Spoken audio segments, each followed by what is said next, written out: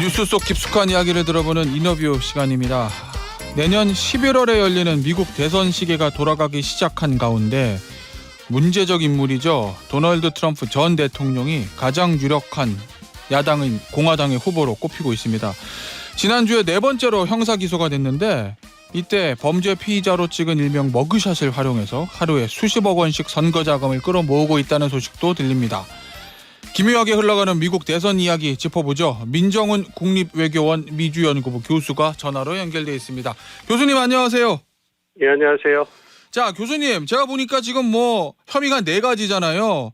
이 전직 포르노 배우한테 입막음으로 돈 줬다는 거랑 그다음에 말하라고 사자의 기밀 문건 불법 보관한 거, 그리고 연방의회 의사당 난입, 그리고 조지아주 개표 결과 번복 시도, 한 네 가지인데 이 중에서 교수님 보시기에 제일 중요한 혐의는 뭐라고 보십니까? 다 중한데요. 다 중하죠. 예, 성추행 관련돼서 입막음한 부분은 어떤 개인적인 사건이기도 하고요. 그리고 이것은 이제 아무래도 그 공금을 갖다가 이제 쓰는 거 관련된 부분이기 때문에 아무래도 크게 다 중한 일이긴 하지만 그래도 형량이 크게 나오기는 쉽지 않을 것 같고요. 개인적으로 봤을 때. 그렇지만 나머지 세 가지 사안은 다 2020년 대선과 관련된 얘기잖아요. 그 기밀 유출 사건은 좀 다른 건 합니다만 어쨌든 가장 중요한 것이 대선과 관련돼서 전복 사건 이 부분이기 때문에 아무래도 그 의회 폭동 그 난입 사건하고 이제 그 조지아주의 어떤 그 대선의 결과를 뒤집으려고 하는 그 부분이 가장 클 것 같은데 그 둘 중에서도 아무래도 조지아주 검찰에 전화를 해가지고 이제 숨겨진 18,000표를 찾아라 이 부분에 대해서는 분명하게 어떤 전화를 받은 대상이 있고 그리고 증언이 가능하기 때문에 의회 난입 사태는 굉장히 좀 그 책임 규명하기가 쉽지 않거든요. 그런 부분을 본다면 아무래도 조지아주 그 어떤 대선 결과를 뒤집으려 한 시도 자체가 가장 크게 어떤 결과로 나오지 않을까 그렇게 생각하고 있습니다. 알겠습니다. 자, 그런데 이게 지금 미국 대선은 내년이고 지금 공화당 경선이 진행 중이잖아요. 그럼 대선 전후에 만약입니다. 이 네 가지 혐의 중에서 하나라도 유죄 판결이 나면 그래도 출마해서 당선된 후에 취임 이거 가능한 거예요 지금? 그러니까 이게 미국 정치에서 초유의 사태이기 때문에 이제 그 설왕설래하고 있는 부분이죠. 아직 그 공화당 경선이 시작 안 됐고요. 이제 공화당 경선을 하기 내년 이제 초에 시작을 해요. 그 전에 이제 내년 초에 내년 초에 시작을 하고요. 아직은 이제 그 전 단계로서 이제 그 후보가 많으니까 그 후보들과 이제 토론회 처음 한번 했잖아요. 그러고 나서 이제 계속 그렇게 분위기를 띄워갈 건데요. 근데 아무래도 미국 헌법을 보면 그 관련돼서 그 유죄 판결을 받은 사람이 출마를 못한다는 규정이 없어요. 그래서 미국 연방헌법 자체가 굉장히 느슨한 헌법이기 때문에 이제 나이가 35세 이상이라든지 미국에서 14주 이상 거주하는 사람 그 두 가지 요건을 충족하지 못하면 출마를 못한다. 이것만 규정돼 있기 때문에 설사 트럼프 전 대통령이 유죄 판결을 받더라도 그래서 이제 감옥에 징역형을 받고서 수감이 되더라도 어떤 헌법상 법리상으로는 출마가 가능하기 때문에 소위 말하는 옥중 출마도 가능하다는 거죠. 그렇죠. 그런데 이제 그런 전례가 없기 때문에 이렇게 가능성은 얘기하고 있지만 실제로 어떤 일이 벌일지는 아무도 모른다 이런 상황입니다. 알겠습니다. 자, 관련된 얘기인데 우스갯소리로 그런 기사도 제가 하나 봤거든요. 대통령 당선 여부가 가복행 여부를 결정한다. 이런 기사도 있던데 그런 얘기는 왜 나오는 거예요? 아무래도 대통령이 당선이 되면요. 이제 그 판결이 나오기 전이라면 이제 대통령직을 수행할 때는 어떤 면책권이 있기 때문에 그 대통령 임기 동안에는 진행된 사건 때문에 그 사건 때문에 이제 감옥에 가는 게 아니죠. 그렇기 때문에 임기 동안은 이제 그 임기를 수행할 수 있는 그게 보장이 되는데 만약에 당선이 되지 않는다면 그럼 진행 중인 재판이 계속 진행이 될 거고 거기에서 만약에 유죄 판결이 난다면 그러면 이제 그 죄값을 치러야 되겠죠. 만약에 당선되면 본인이 자기 죄를 사면하는 셀프 사면 이런 것도 가능한 건가요? 다시 한번 초유의 사건인데요. 전례가 없기 때문에 이제 가능성은 있다라고 이제 법리적으로 이제 헌법학자들이 얘기를 하고 있는데 네. 이게 과연 정치적으로 받아들여질지 이 부분에 대해서는 뭐 설랑설레를 하고 있습니다만 뭐 트럼프 전 대통령이 워낙 그 파격적인 정치적 행보를 보이시는 분이기 때문에 네. 헌법적으로 법리적으로는 가능하다고 얘기를 해요. 그래서 연방 법에 의해서 기소된 사안에 대해서 그런 부분에 대해서는 대통령이 이제 그 셀프 사면할 수 있는데 네. 이 부분에 대해서는 또 연방 대법원이 합헌 여부를 결정한다 뭐 이렇게 얘기를 하고 있는데 연방 대법원도 이렇게 정치적 사안에 대해서는 잘 관여를 안 하려고 해요. 이게 굉장히 여론에 민감한 그렇겠죠. 사안이기 때문에 예. 그런 걸 보면 그 이론적으로는 가능한데 네. 그것이 얼마나 실질적으로 될지는 지켜봐야 될 것 같습니다. 굉장히 좀 곤란한 그런 상황입니다. 알겠습니다. 뭐 내년 초에 공화당 경선 레이스가 공식적으로 시작은 하지만 지금 뭐 얼마 전에 토론회가 한 번 있었고 여러 후보들 얘기 나오고 있지 않습니까? 일단 공화당 내에서 이 트럼프의 지지세는 어때요? 교수님 보시기에는 트럼프가 공화당 후보로 최종 결정될 가능성이 높습니까?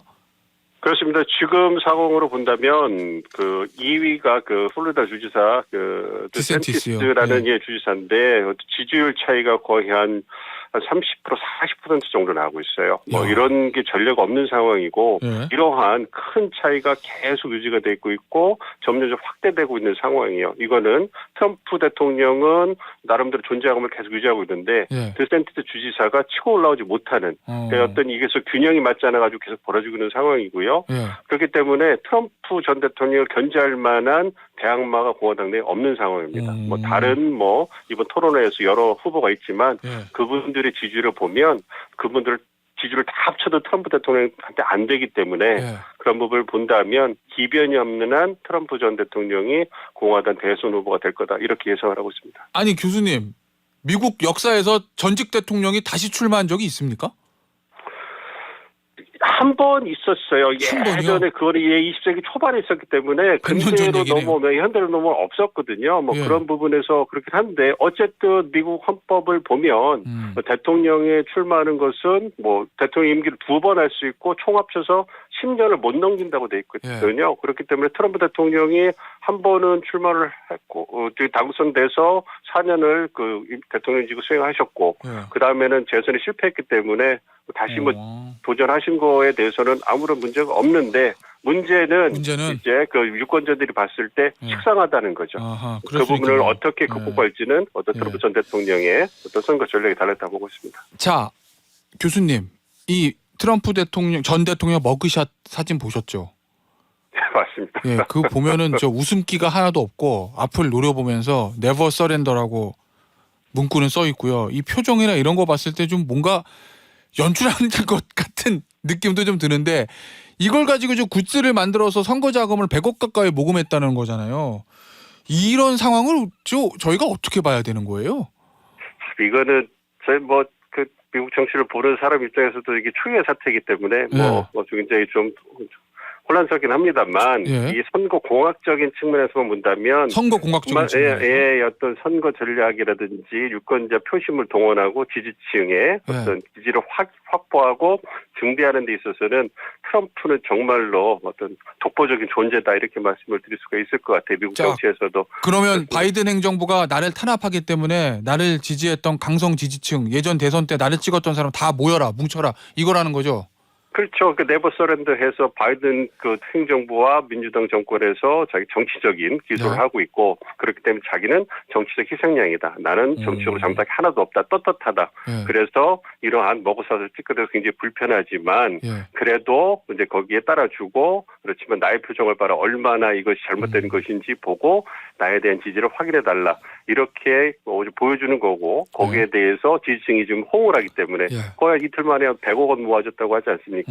이런 걸 보면 참 정치 캠페인상 선거 전략상에 있어서는 정말로 그 독특하지만 굉장히 그래서 특출한 그런 인물이라고 말씀드릴 수 있겠습니다. 그 지금 여론조사로 보면은 공화당에서는 후보가 될 가능성이 높아 보이긴 한데 지금 상태에서는요. 만약에 후보가 됐어요.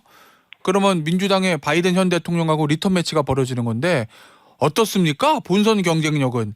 예전에 당선됐을 때처럼 소위 말하는 러스트벨트에서 이 백인 노동자층 표 결집해가지고 스테이트 몇 개 잡아서 당선되는 그 전략 이번에도 좀 효과가 있을 거로 보세요? 본선 경쟁력에 관해서?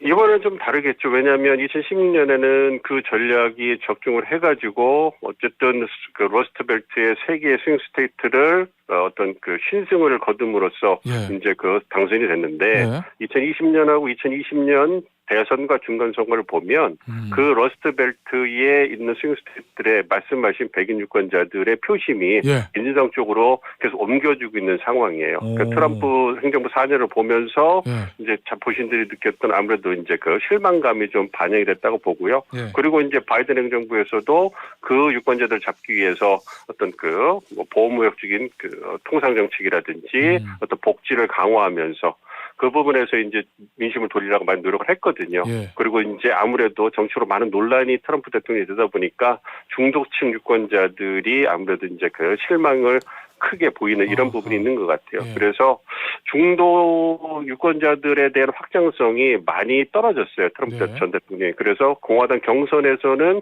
승리할 수 있겠지만 본선에서는 바이든 전 대통령, 민주당 후보가 유리하다 이렇게 볼 수 있기 때문에 지금 트럼프 대통령이 공화당 경선을 막 휩쓰고 다니면서 공화당 대선 후보로 이제 그 위치를 굳혀가는 거에 대해서 민주당은 그렇게 나쁜 그러한 포석은 아닐 거고요. 그래서 조용히 웃고 좀 지켜보고 있을 거라 생각하고 있습니다. 아, 그래요. 알겠습니다. 본선 경쟁력은 좀 떨어진다는 말씀인데, 자, 그런데 중요한 거는 교수님, 만약입니다. 만약에 트럼프 대통령이 당선이 되면 그러면 이 한미 관계는 어떻게 되는 거냐, 그런 좀 궁금증도 들거든요. 왜냐하면 트럼프 대통령이 워낙 또 고립주의를 천명하던 사람이라서 한미일 연대가 성립이 됐는데 트럼프 대통령이 다시 만약에 돌아오면 그걸 뒤집는 거 아니냐, 뭐 이런 좀 의구심도 좀 들거든요. 그건 어떻게 보세요?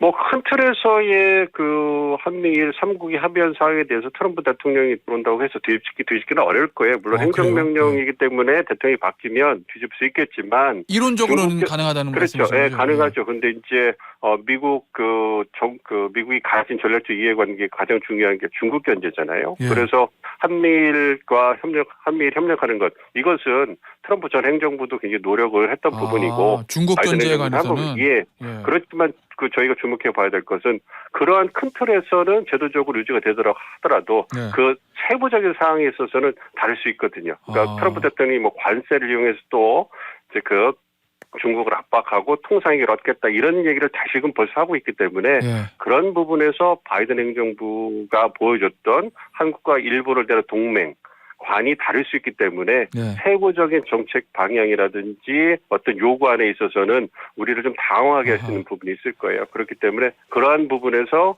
큰 틀을 유지해 나가면서 어떻게 트럼프 행정부를 우리의 국익에 맞게 잘 이렇게 견제해 나가느냐, 이것도 우리가 어떤 대비해야 될 그런 과제라고 생각합니다. 알겠습니다. 자, 마지막 질문 하나만 더 드릴게요. 어쨌든 트럼프 대통령이 당선되고 낙선하고 그다음에 다시 정치 재개해서 여기까지 온 거잖아요. 이 트럼프 이 현상이 아직까지 어느 정도는 유지되고 있는 거, 이거 정치학자로서 어떻게 보시나요? 아무래도 이제 트럼프 대통령이 보여줬던 그런 트럼피즘이라고 하죠. 이 부분이 트럼프가 이끌어가긴다기보다는요, 당시 유권자들이 갖고 있던 그러한 민심을 갖다 대변화를 하는 거죠. 그러니까 2008년도에 미국의 금융위기가 와서 사는 게 중산층이 팍팍해졌죠. 거기다 양질 일자리는 다 빠져나가면서 굉장히 가족 부양하기 어려워지는 상황. 그런데도 미국은 세계 경찰로서 밖에만 쳐다보고 있는 부분에 대해서 유권자들의 불만이 많았는데 그걸 동원한 게 트럼프였고 그 부분은 이제 민심을 반영한 거였고요. 그러한 민심이 계속 지속되고 있기 때문에 바이든 행정부도 이제 그 부분에 대해서 고려를 하지 않을 수 없었고, 그리고 자국 우선 통상정책을 통해서 계속적으로 양질의 일자리를 이제 미국 내에 만들어내려고 노력하잖아요. 그러니까 그런 부분은 이제 트럼프 현상이지만 어느 정도 트럼프가 한 발짝 앞서가지고 미국 유권자들의 어떤 민심을 반영한 거기 때문에 이러한 부분은 앞으로 향후로도 좀 지속될 거라고 보기 때문에 그런 부분에 이렇게 대응하는 것이 굉장히 중요하다 이렇게 생각하고 있습니다. 알겠습니다. 오늘 인터뷰는 여기서 마무리하도록 하겠습니다. 지금까지 민정훈 국립외교원 교수였습니다. 감사합니다. 네, 감사합니다.